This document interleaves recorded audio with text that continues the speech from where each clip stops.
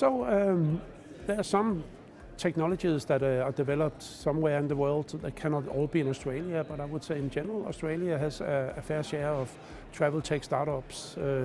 Currently I'm involved with two as a strategic advisor, so two local Australia ones that I'm helping. So there's definitely innovation going on down here.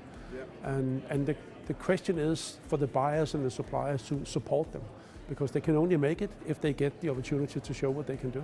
Yeah. So I hope local buyers will support these new startups. I definitely think so, because it's naive to think we will get all the people back working in airports, in hotels, in TMCs. A lot of people have said goodbye and have found other places to work or decided not to work anymore.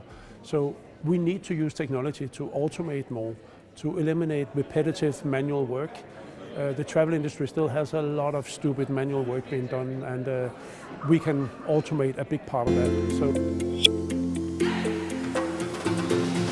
I definitely think blockchain will play a big role in contracts, so negotiations between buyers and suppliers.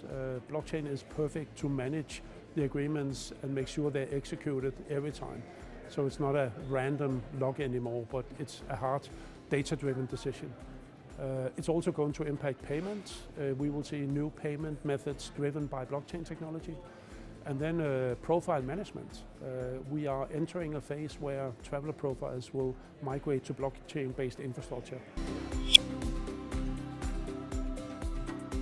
So I would think that we have moved to a corporate travel world where we no longer rely on the PNR as our order management system. It's an old, outdated platform, and it wasn't designed for today's world.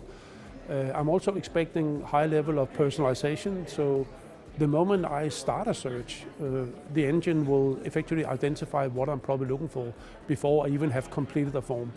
And I would be surprised if I don't get what I want within the first 3 options on any search page, because all my data are there.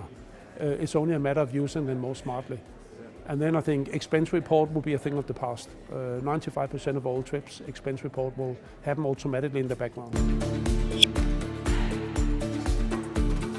Start looking at your data and start telling yourself that you don't want data that's been touched or manipulated by human hand. Whatever you look at, make sure it's untouched, which means Excel is not acceptable, because once data go into Excel, you can manipulate them, you can change them, you can modify them. You want to look at real-time, untouched by human hand data, because as a buyer, that's your future. And then you can move much faster because you always have real-time data. So I would say as a procurement person, you should start asking those questions. Are my data untouched by human hand?